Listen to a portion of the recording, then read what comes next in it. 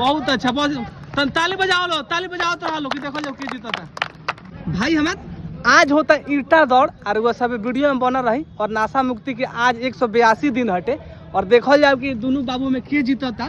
Video में last तक बना रही। बाबू तू लोग समझ गई बड़ा लोग कितने करेगा बा हैं का ना करे के चाहिए, नासा मुक्ति नासा ना करे के चाहिए। तो तार लोग 1 2 3 चला रेडी। देखो जब के जीता था देख सको तनी हिवा हाई पुल लक्ष्य बाटे और देखो जब कि हिवा से जीती। बहुत अच्छा, बहुत ताली बजाओ लो, ताली बजाओ तो लो कि देखो जब के जीता था। बहुत अच्छा, बहुत अच्छा, बहुत अच्छा।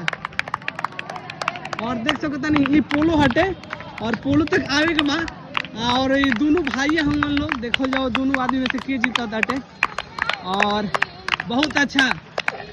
और रउआ सब अपने घर के लेकर सबके नासा से दूर रखी और बहुत अच्छा गेम होता है। और देखो जब के जीता था। बहुत अच्छा, बहुत अच्छा बाबू, बहुत अच्छा, बहुत अच्छा। ताली बजाओ तो रहो। और बहुत अच्छा, बहुत अच्छा।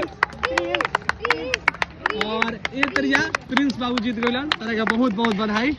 और तू बहुत अच्छा गेम कैला है आ तो हेने आओ लो।